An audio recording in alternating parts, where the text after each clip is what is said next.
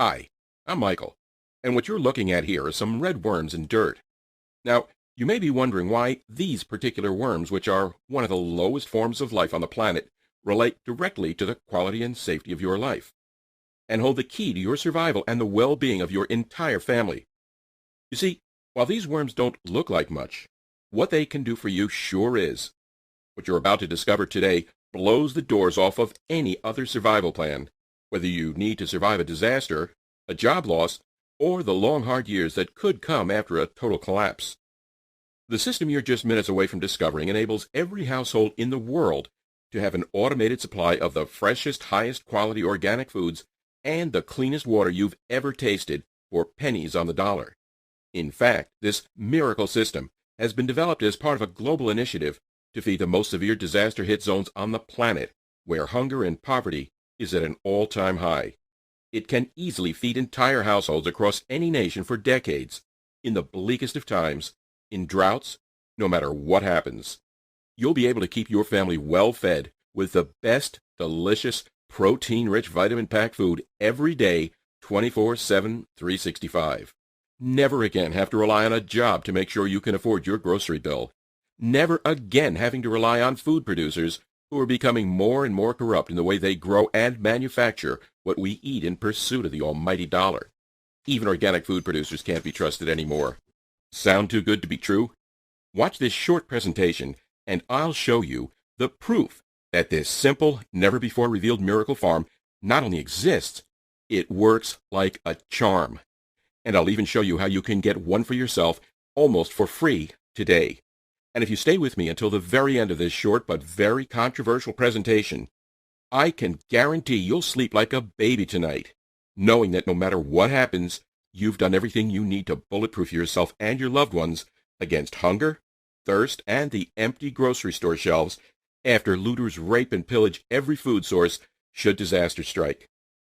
This radically simple, yet highly effective wonder farm that's almost undetectable will work for you, even if you live in a tiny apartment or don't have much space, even if you live in a barren desert or frozen tundra, or even if you can't tell the difference between a screwdriver and a hammer and never built anything before in your life.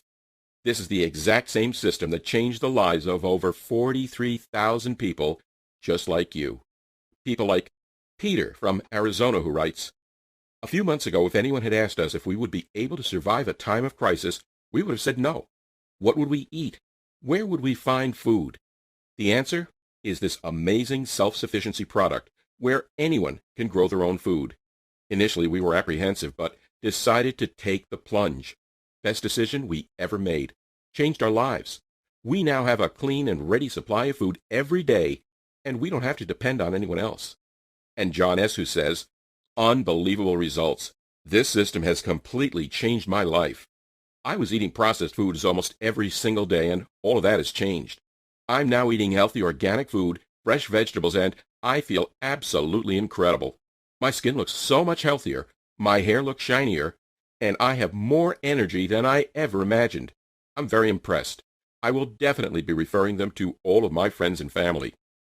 And today, I'm going to show you all the in-depth details of how this innovative microfarming system works. First, I feel the need to share with you a short story, something that still gives me nightmares to this day. Yet it's exactly what led me to discover this little-known secret. Long ago, a man named Abraham Lincoln taught us the secret to living in true freedom, and the importance of not relying on others for what you need to survive on and live well. "When we are kids," said Abraham Lincoln, "others take care of us. What about when you grow up? If you grow up and you still rely on someone else to take care of you, then you're a slave to that person, because they hold the power of giving you what you need to live. Without taking the responsibility for yourself, how can you be free? Especially if you rely on someone else for the number one thing we all must have in order to live, without suffering no matter what happens.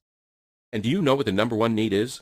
That regardless of our age or the color of our skin, every single person must have, and therefore would be at the mercy of someone else if they could not provide it for themselves?"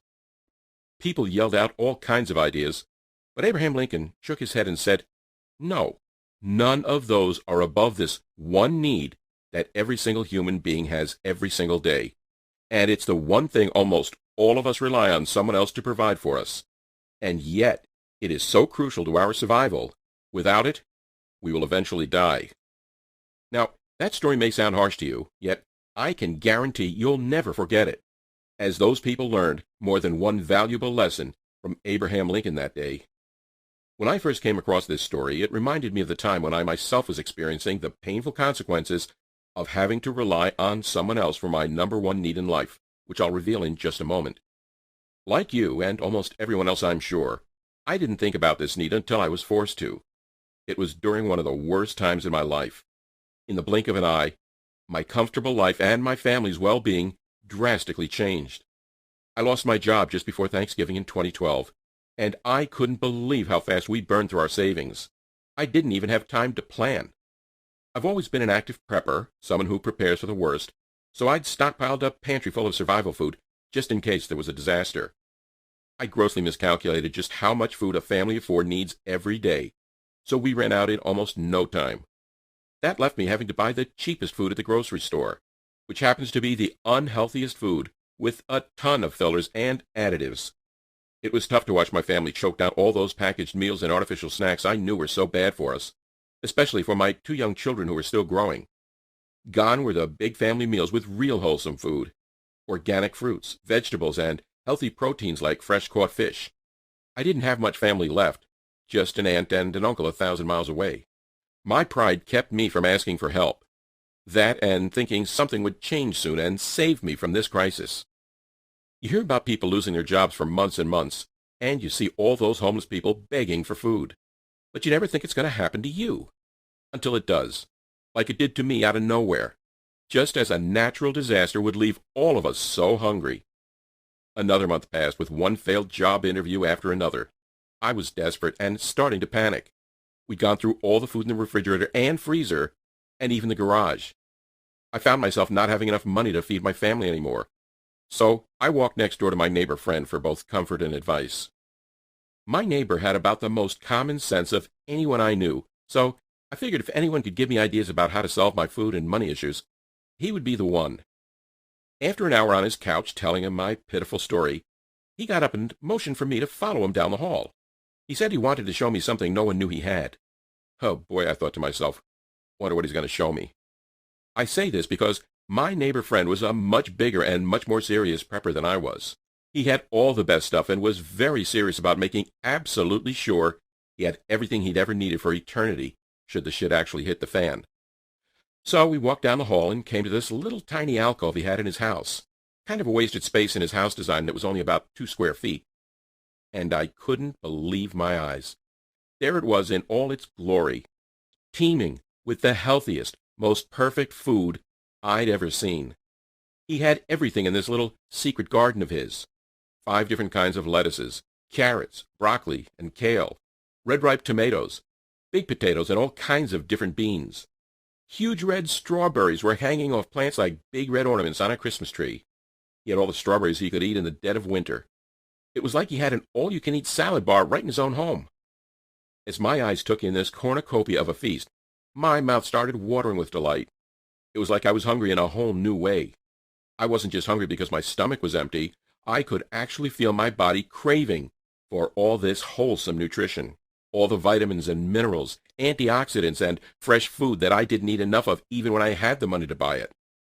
Clearly, my neighbor had built a way of life and eating that was far superior.